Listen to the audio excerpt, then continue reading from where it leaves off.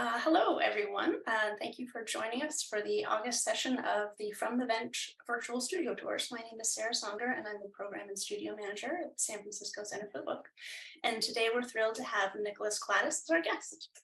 Nicholas is the papermaking specialist at the University of Iowa Center for the Book, where he lectures and manages the Oakdale Paper Research Facility.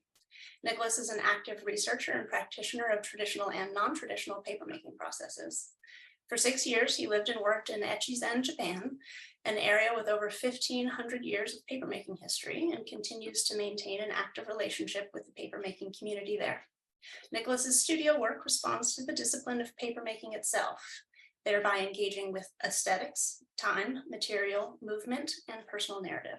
His site-specific installations frequently appear in alternative exhibition spaces, such as repurposed storehouses and barns, where the work lives in realms of natural light and shadow. And with that, Nicholas, thank you so much for being with us today. Hey, thank you, Sarah. And hi, everybody. It's so great to be here and able to talk to you all virtually like this. And I see a lot of you are, coming from all over the place, so that's cool. I'm going to go ahead and share my screen here, where I have a presentation all set. So I'm going to go through this. I'm going to go through a lot of photos. I'm going to show you a lot of work. I love this concept of from the bench. And when I heard the concept, I kind of felt less inclined to show you all finished work today, and to focus a bit more on process and where the work happens.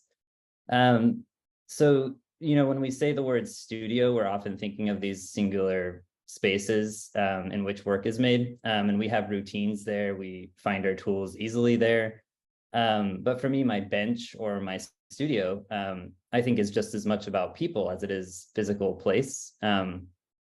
And so I think it's important noting just from the start that I'm kind of a person of two worlds.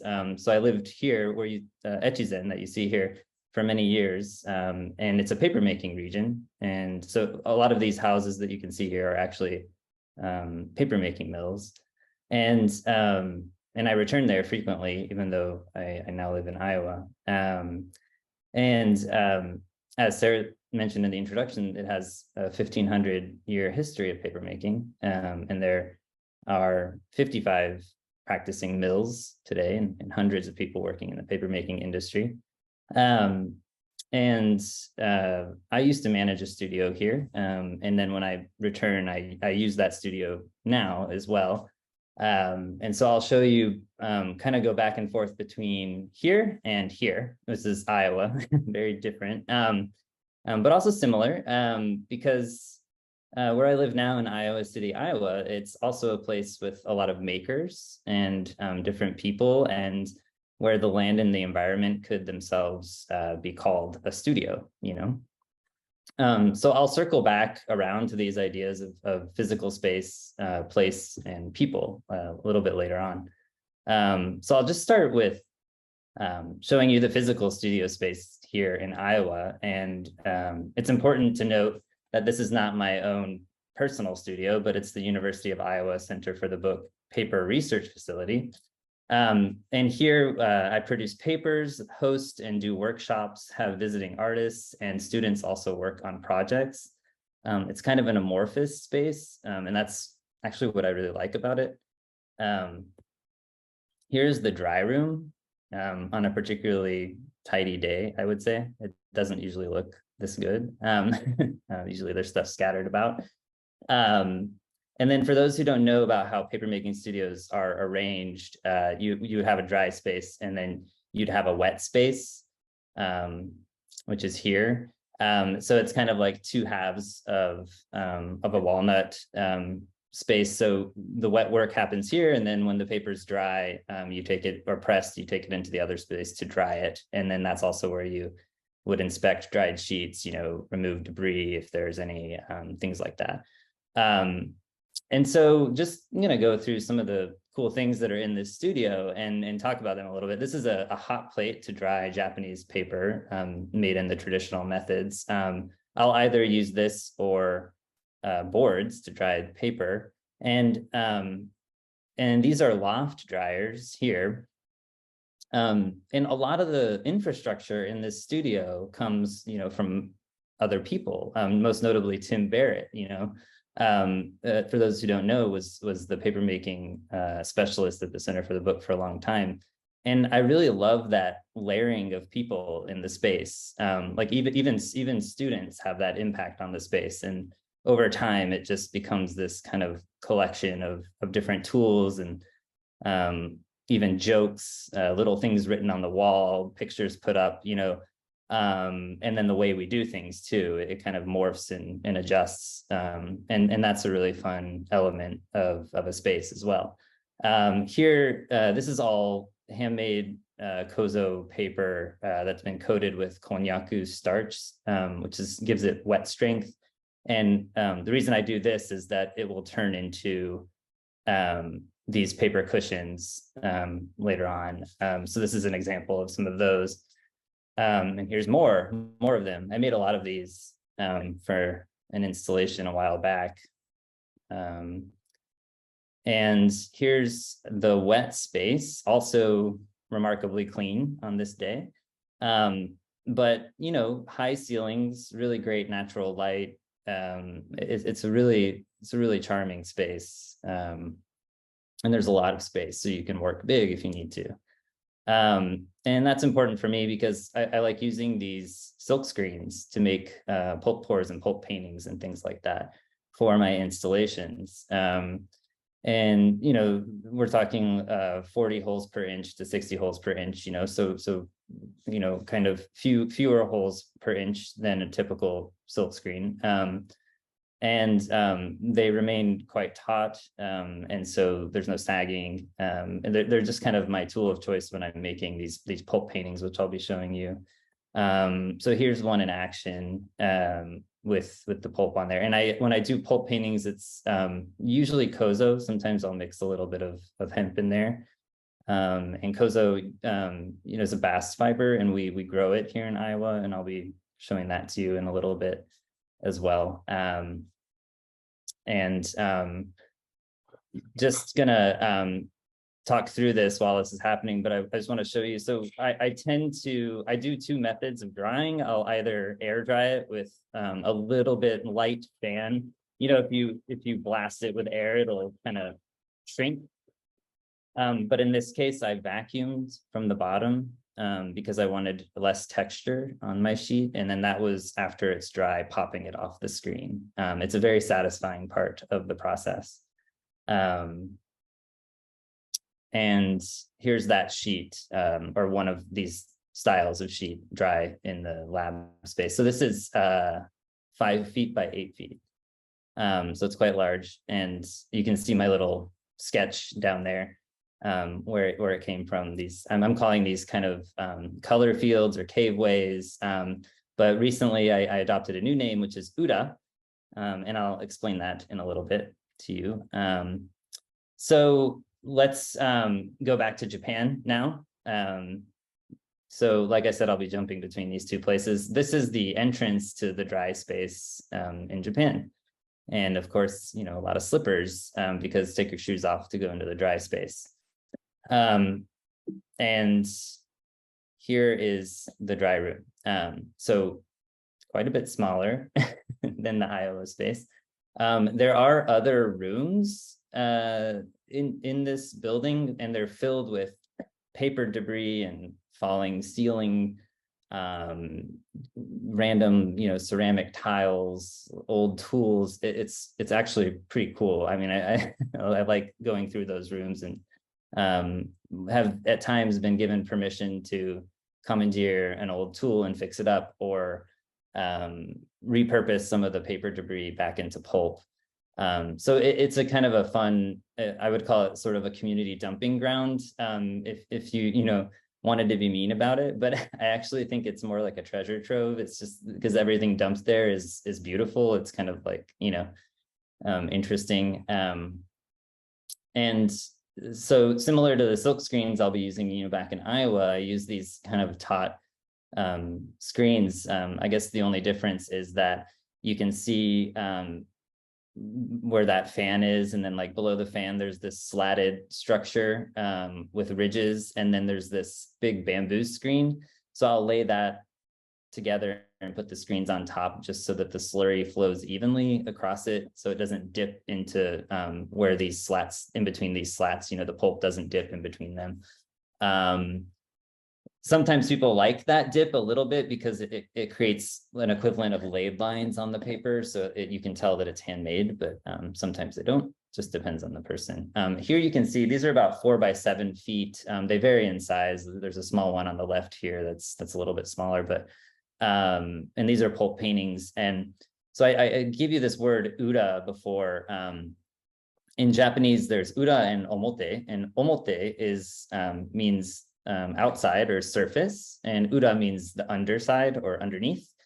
And these pulp paintings, you know, they look, I think they look pretty cool like this. I mean, I enjoyed making them and then seeing them like this. But the trick here is that these are what I was calling ura artworks. So the actual side of the finished sheets is the other side. So I had to work and think backwards. And I'll be showing you what that looks like a little later on. And so here in the space, in Japan, I'll pigment and dye pulp, and this is kind of a mix of water dispersed pigments and natural dyes. The colors that are a bit darker are natural. So this is a reconstituted indigo, and we have some madder here as well. There's a few different things going on, but I won't necessarily use, like, I don't think I've ever used this pink in my own work. But when I have workshops here or students to the space, you know, I like having a variety of color. And then we have this stand mixer that operates almost like a miniature naginata beater, which is a beater for Japanese fibers that kind of like parses the fibers apart.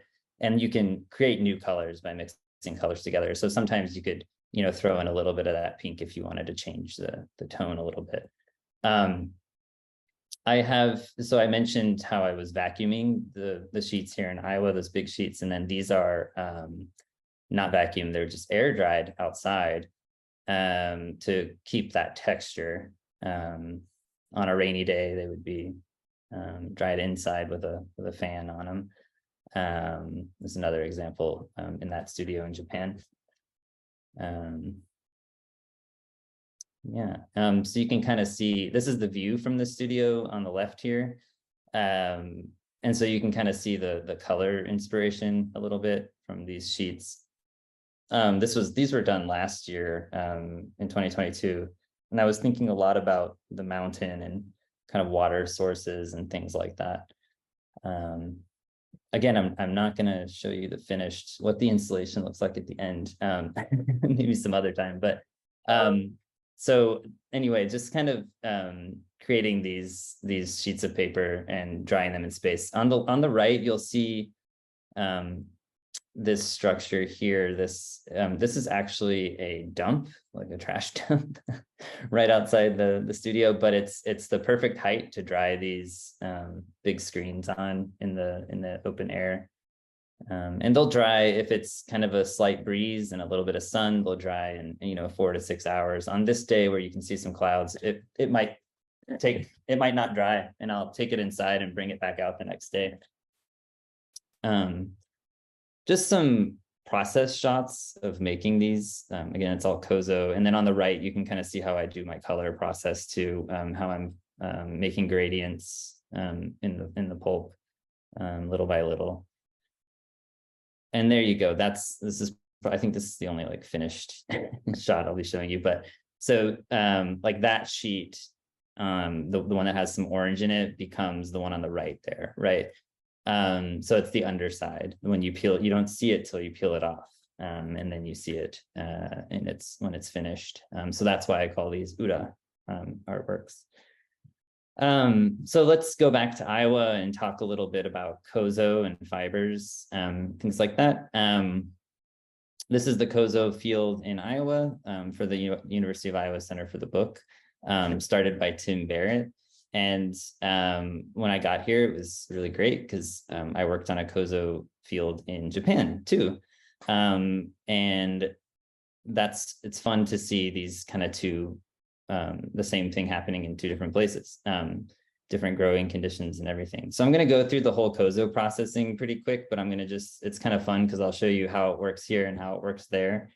So here's the harvest in Iowa. This is 2020, I think. And this is last year, the most recent one. And that's our haul, or part of our haul that year. Then this is in Japan, back in Japan, harvesting and steaming the bark in Iowa, steaming the bark in Japan, and then peeling the bark off of from the pith this is in Iowa, and then in Japan. Hanging the bark to dry in Iowa, hanging the bark to dry in Japan. This is weighing the bark, or getting it, laying it out to count it, to weigh it out, and same thing happening in Japan. And then, we would scrape the bark and cook it. And then this is cleaning the bark in Iowa and cleaning the bark in Japan. And I wrote this person's name. It's kind of an interesting story. When I was living in Japan, I taught at a high school, the first part of living there. And I taught Minamagi Chirika, who you see here. And then I ended up, when I was teaching art at the university, the local university, she was in my class there as well, and took that class. And now she's training to become a craftswoman at the main museum paper mill in Echizen. So it's really fun that she's kind of taken up an interest in paper making. And then beating the fiber.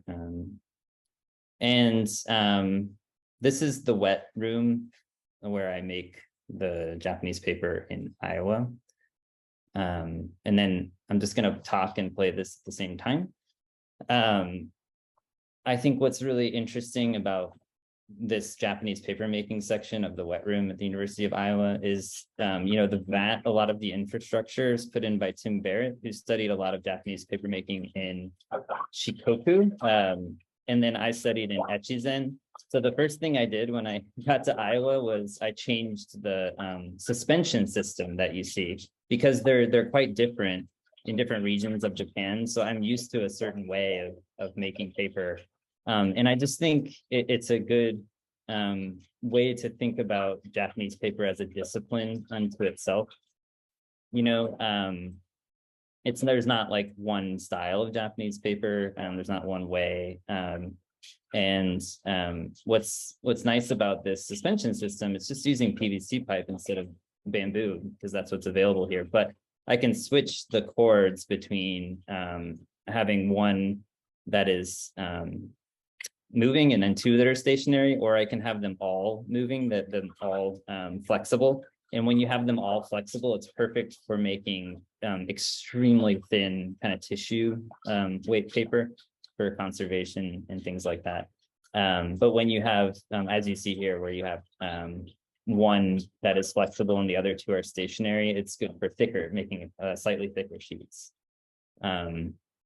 And so this is one sheet being made. But I just really like that it's kind of these layers of other people who've worked or been in the space. I think that's a really lovely thing.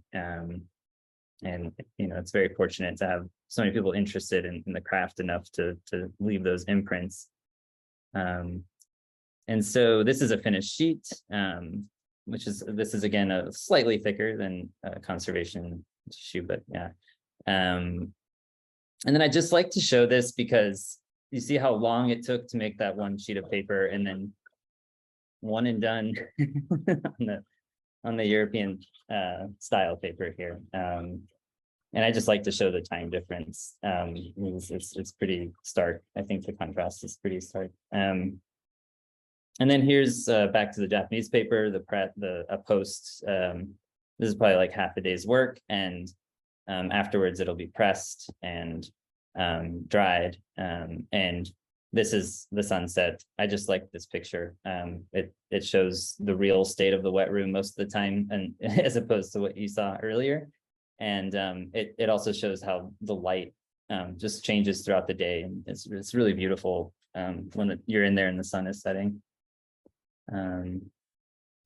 So circling back around to finish up here, I just want to talk about place a little bit. So this is the shrine to the papermaking goddess in Echizen.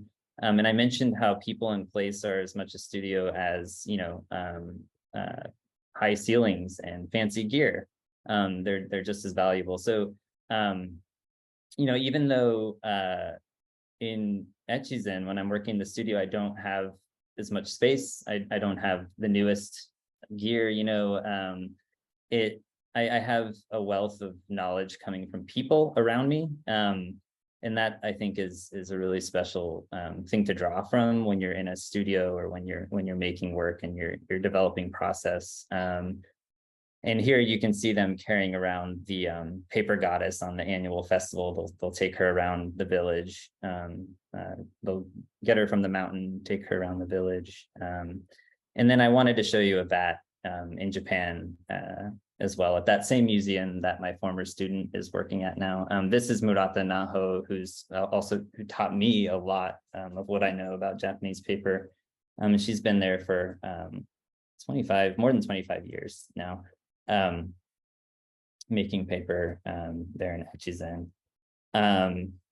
And yeah, what ends up happening is these mingling of the spaces. So from these people, I develop interest in things I would never really know about, so for me, it was recently is this Heian period, which is about the 8th century Japanese decorative techniques. They're some of the first decorative papermaking techniques in Japan.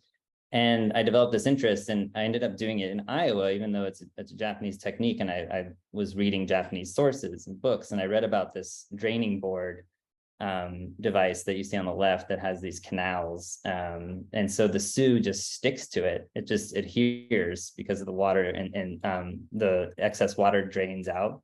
So I'm making a base paper on the left side here, a base sheet, and then I'm slightly draining the water, and then I'll go to the right side that has indigo dyed pulp, and then I'll form a top layer. Here's that pulp, and I'll reconstitute or turn the paper. So I'll dye the paper first, and then I'll remake it into pulp. And then I do this little hop to make the sheets. And again, this is like a lot of these things I was reading in these kind of archaic books from long time ago to formulate this research. And this is kind of the end result, or these kind of colorful pieces. And so base sheets and then a top layer. And then to finish up, I just want to mention that this idea of people and localities and being able to interface with nature and with our community as being part of the studio practice is so important to me. Something I learned so much in Japan that I've brought it back with me here. This is a class of mine taking them out to a farm in Iowa where we harvested. We harvested a bunch of plants. We did site-specific paper making. We processed the pulp on site. We made paper outside. Here's some of our finished sheets. I also love going over to this nonprofit space, Public Space One in Iowa City, where you can really interface with the community. I did this series of papermaking workshops. Everyone pulled one sheet. They wrote down what they thought. And most of these people have never made a sheet of paper before. And I put all their sheets kind of in order of which they were made around the space with those paper cushions that you saw earlier.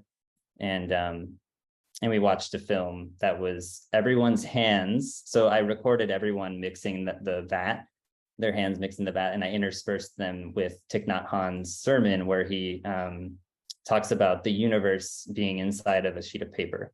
And we all watched that in the space. And then I had a couple craftspeople, Masami Igarashi and Hideaki Taki, come from Japan, from Echizen to Iowa. And this is bringing the studio outside. So we brought everything outdoors. Students led workshops. We had a big paper making festival. and they visited classes, and even made their own work. And this is my last slide. On that, I really want to stress that I think that my studio practice is so dependent on other people and other kind of perspectives. And this work was made this summer in 2023. It was made at the Igarashi paper mill. This is Igarashi Masami and her family. We made this. This is 16 feet by, I think, 9 feet. It was huge and required 4 people to make it. And the wood stock you see there making the frame is from a local tool maker. And then the stones are from the mountain behind this garden. So it all comes from the area. I call this a garden of people in a way, or a garden of perspectives. And that's it. Thanks, Nicholas. Yeah. That was beautiful. If you're okay with running over a little bit, because I think this might take a little while, several people are interested in how you got into papermaking, and specifically then this rather significant connection you have with Echizen in Japan. Sure. Well, I got into papermaking 20 years ago as a printmaker. I started as a printmaker, and yeah, it's been 20 years. I started specifically with woodblock prints, and when I made my first sheet of paper, it was almost immediate that I dropped printmaking. I was like, I'm gonna just do this paper thing. It became such a fascination. I think it connects a lot to my sensibilities of dealing with material really closely, and having full control over what's going to happen in the finished work.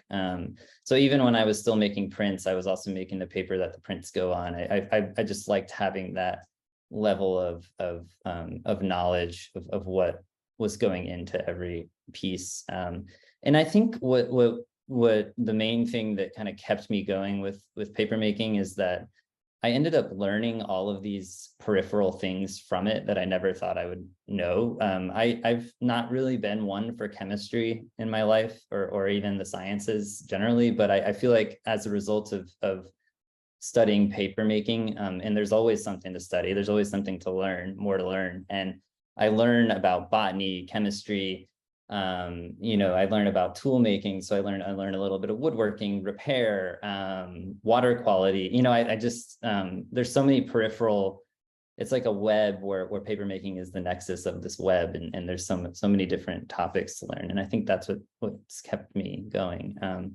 For the Echizen connection, that was in 2013. I was adjuncting and doing some work in the Dallas, Texas area. And I got this government scholarship from Japan to go there. But unfortunately, you need a university connection. And the last place that had been doing papermaking on the university level had stopped, I think temporarily. So I didn't get to use my scholarship. So as a result, I just flew to Japan and went to Echizen and got a job at a high school. And then a couple of years later, I got a artist visa, and then I started working at the university there. Honestly, I was kind of thinking it would be 1, maybe 2 years, and then it just snowballed, and I stayed. And the language, I learned the language because there's not much English spoken there. And that's kind of how that came about. Do you still go back regularly? I do. I want to go back every summer. So I went back this summer for 45 days, and I went back last year. The country was closed the year before that, so I couldn't actually go. Yeah, of course. Yeah.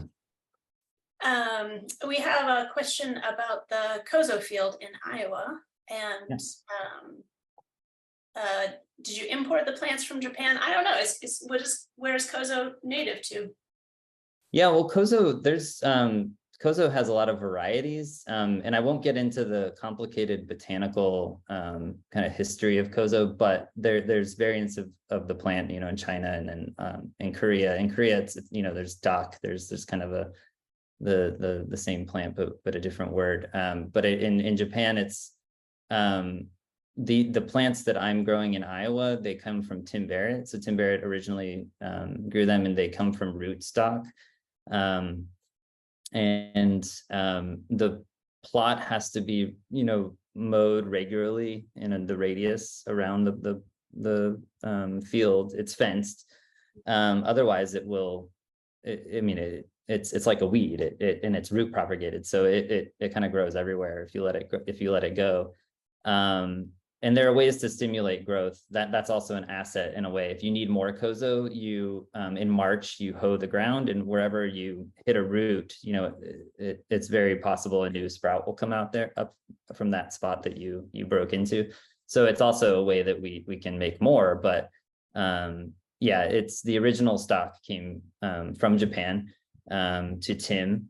There's some interesting stories about it that at one point, I think deer ate it, and then it froze, and there were some issues, and we had given some to the Morgan Conservatory in Cleveland.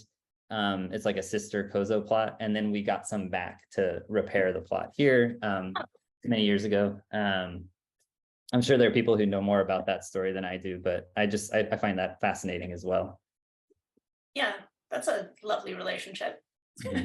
Yeah. Well, I think that we could probably talk all day. I have questions about how you get consistent pouring on such consistent results, but I have a feeling that's more like a workshop topic than a studio tour topic. So thank you so much for taking the time to do this. That was wonderful, and thank you all for joining us. Next month is September, and we're going to be speaking with Steve Miller of Red Hydra Press, formerly of the University of Alabama, and also a former co-director of the Paper and Book Intensive.